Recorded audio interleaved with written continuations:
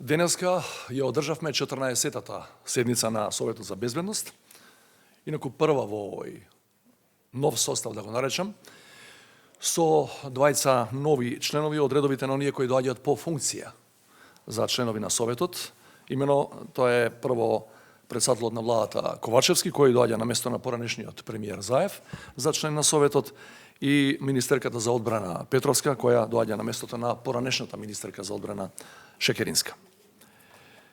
Надвор од редовниот состав на Советот, на моја покана беа присутни и директорите на агенциите за разузнавање за национална безбедност, како и началникот на генералштабот на армијата. На седницата дискутиравме за актуелните политички и безбедносни состојби во земјава, во регионот и пошироко во она што го нарекуваме Евроатлантска зона на одговорност, со оглед дека сме членка на НАТО алијансата. При тоа беа донесени неколку заклучоци. Прво, членовите на Советот за безбедност констатираа дека состојбата, безбедносната состојба во земјата е стабилна и дека засега нема индиции кои би укажувале дека би можело да дојде до загрозување на територијалниот интегритет и суверенитет на Република Северна Македонија. Надлежните институции редовно ја следат состојбата и, ако има потреба, се целосно подготвени веднаш да реагираат. Во однос на состојбите во регионот на Западниот Балкан, Советот заклучи дека со засилената дипломатска активност и присуството поинтензивно на теренот на меѓународната заедница во последниот период, тензиите се делумно намалени. Тука мислиме пред се на Босна и Херцеговина, при што е отворен простор за повторно воспоставување на диалогот како единствен начин за надминување на проблемите. На седницата се дискутираше и за тензиите во поширокиот регион, поточно на украинско-руската граница. Имајќи во предвид дека станува збор за две држави кои граничат со така наречената Евроатлантска зона на одговорност, Северна Македонија како членка на НАТО беше должна да ги направи и ги направи сите неопходни подготовки, повторувам, подготовки за можните сценарија во зависност од тоа како ќе се одвива текот на настаните во наредниот период во тој дел од светот.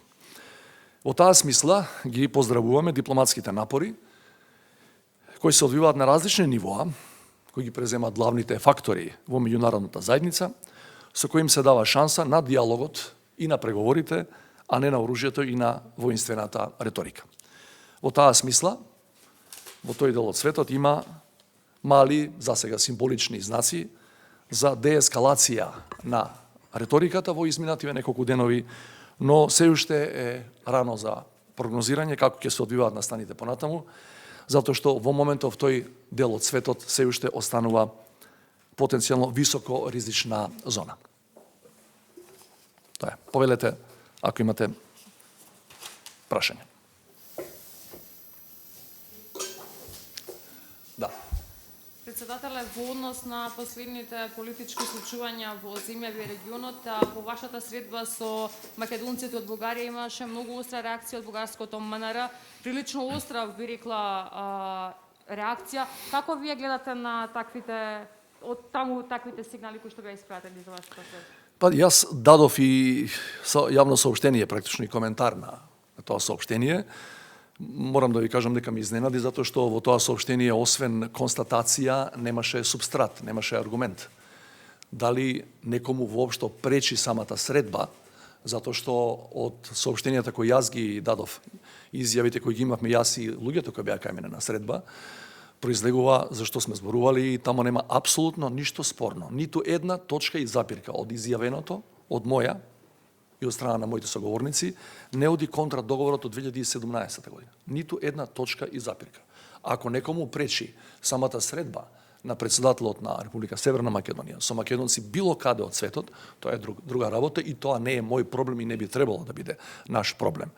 Чи нема никаква позадина во средбата. Едноставно, Сдруженијето Омо Илинден Пирин побара да се види со мене.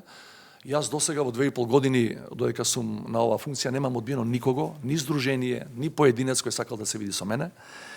При тоа сум примал и граѓани на Република Северна Македонија, бугари, тука, политички партии, здруженија на граѓани, поединци, и не мислам дека има нешто лошо во тоа, напротив, морам и ќе продолжам да се среќавам и со тие луѓе.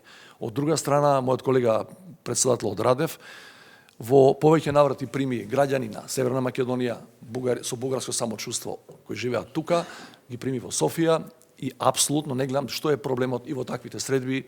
Се надам дека и тој ќе продолжи со тие активности понатаму, бидејќи тоа може само да создаде атмосфера во која ќе се познаваме подобро, ќе си ги знаеме проблемите еден со друг подобро и само во таква една атмосфера можеме да го надминеме овој проблем кој еве година и пол две се практично ја блокира евроинтеграцијата на нашата земја.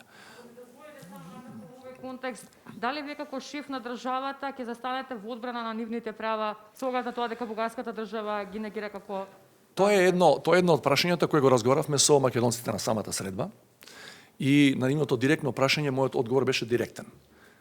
Јас ве примам, сакам да ги чуем вашите маки.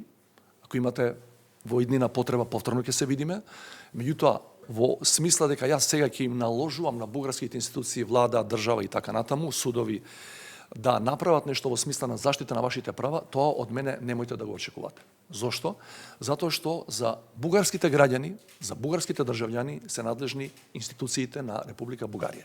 Ако не се задоволни, како што знаеме дека не се задоволни од тоа како ги реализираат своите човекови слободи и права, имате право да одите на меѓународните судови. Има десетина пресуди во Страсбург. По ниедно правило на меѓународното право, од тука јас не смеам да се мешам во заштитата на правата на бугарските државјани и граѓани. И тоа е во склад со договорот од 2017. И обратното, за бугарите кои живеат во Северна Македонија сум јас надлежен, македонската влада, македонските институции, македонските судови. Ако не се задоволни од мене, од нас, одат во Страсбург или кај меѓународните организации кои се бават со заштита на човековите слободи и права.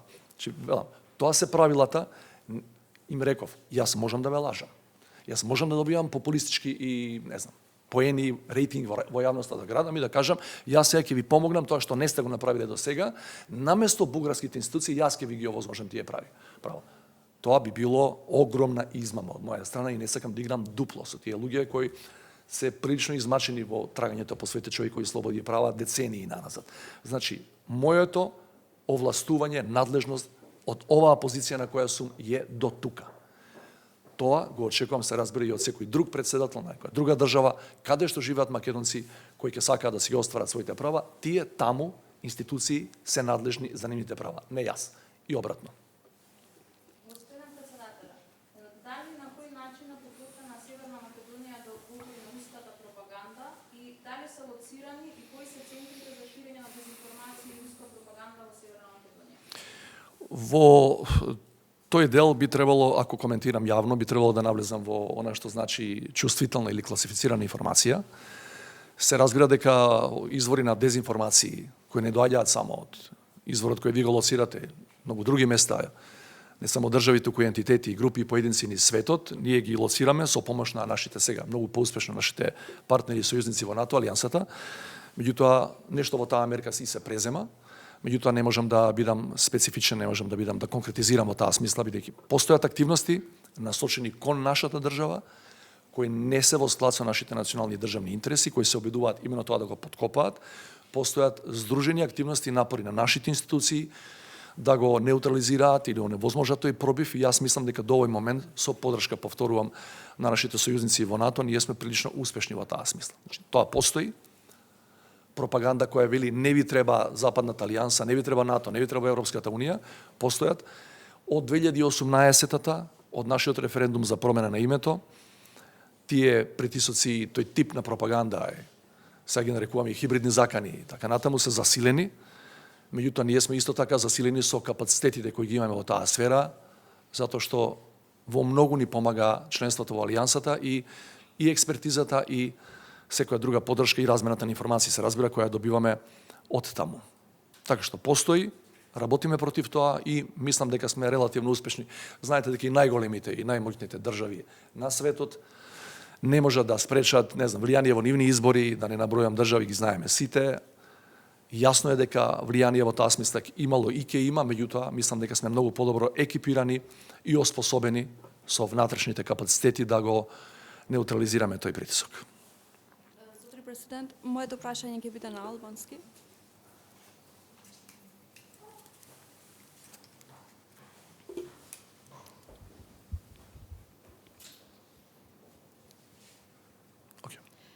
Edhe për skaj qasjes së re në negociatat me Bullgarinë, Komisioni i Historisë vazhdon edhe më tej të shpreh pakënaqësitë mes anëtarëve të palës maqedonase dhe bullgare. A mendoni se kjo qasje do të vazhdojë dhe do ta vështirësojë zgjidhjen dhe a mendoni që duhet të ketë antar të ri sa i takon palës maqedonase në Komisionin e Historisë?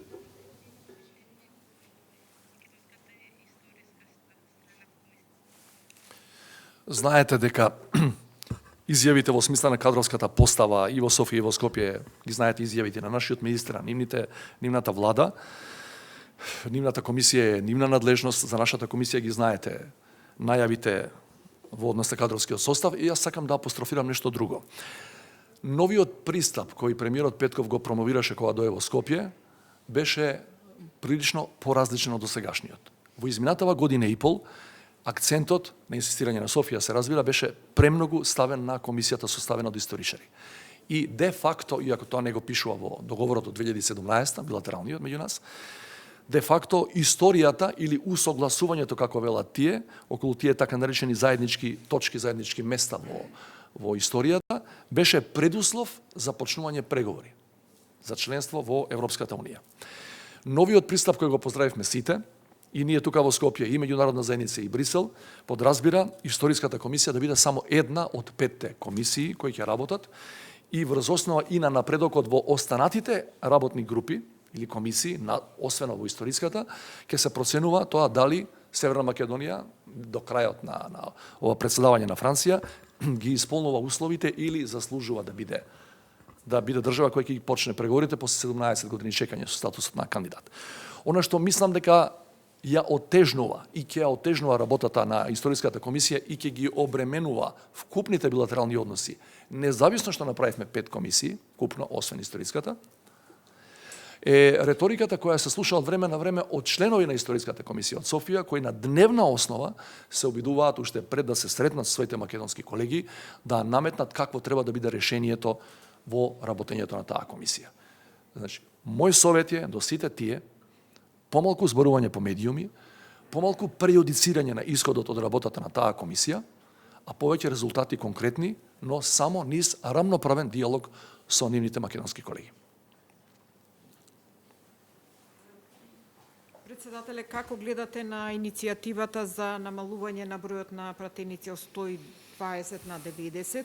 Зашто, како што е познато, потребно едно чувствително прашање, тоа е отворањето на Уставот. И второ прашање, како гледате на се уште инсистирањето на опозицијата, тука и на албанската опозиција за предвремени избори? Да почнам со ова второ прашање. Дали ќе има или ќе нема предвремени избори, не е прашање за председателот.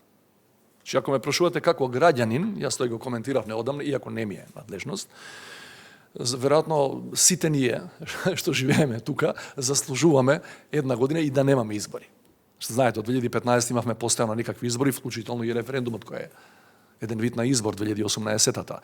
Меѓутоа тоа е апсолутно автономно право на политичките субјекти во собранието, бидејќи постои само еден начин да предизвикате предвремени избори, 61 рака, односно 61 пратеник да притиснат копче и да го распуштат собранието во тој дел.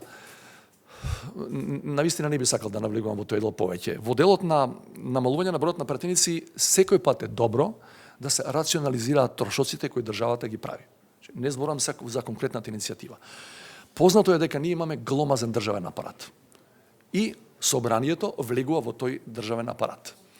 Знаете, следите собраниски работи, собраниска комисија, собраниски активности, знаете дека на секој пратеник доаѓаат по неколкумина кои го обслужуваат во својата работа од собраниските служби. Знаете дека пред неколку години доградувавме неколку куполина во собранието, бидејќи, тоа го знам, бидејќи 2016 бев самиот пратеник, бидејќи немаше доволно физички простор за секој пратеник да биде во посебна канцеларија, тој треба да прима и граѓани од неговата изборна единица, па некаде беа по 20 или по 3 во иста канцеларија. Значи, се што оди на редуцирање на трошоците на граѓаните и на намалување на буџетот во тој дел, јас го поддржувам. Го знам компаративниот пример со Словенија, која има слична големина на население и која има 90 пратеници. Меѓутоа, во тука постои едно политичко и едно техничко прашање. Значи, во политичкиот дел е секој пат проблематично кога го отварате Уставот. Мој став е дека Уставот ние во изминативе години пречесто го отваравме.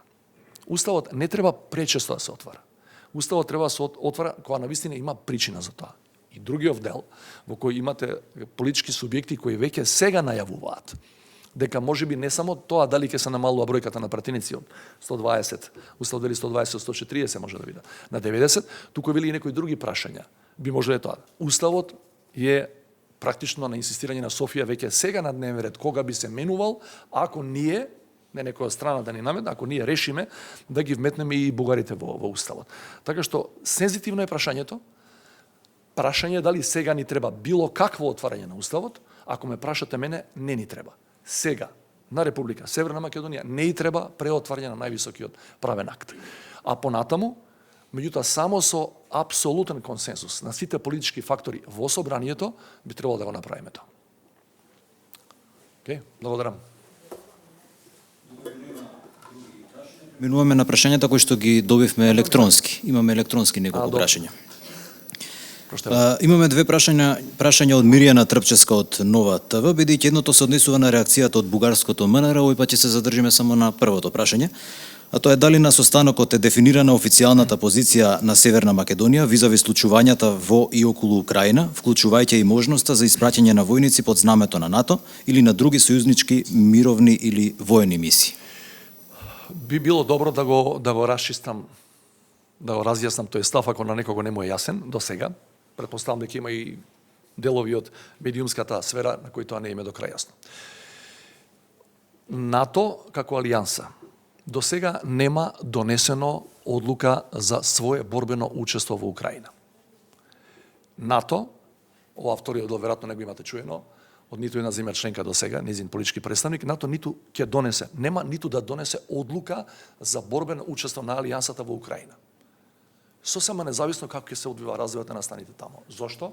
Затоа што според Вашингтонскиот договор, членот 5, само нападот врз една членка се смета за напад врз сите и само во тој случај сите други се обврзани да помагаат и со борбени трупи. Украина има партнерски однос со НАТО, но не е членка на НАТО. Значи немојте ни сега ни во иднина да верувате на пропагандите за кои ме прашуваше колешката предмалку, дека таму НАТО како алијанса ќе се ангажира на украинска територија во случај кога Русија би напаѓала. Тоа нема да се случи. Сосема е друго дали вие на билатерална основа може да помагате, меѓутоа трупи на НАТО, вклучително и наша војска, нема да видите во борбени действија на украинска територија во случај таму тензиите да отидат до ниво на отворен конфликт.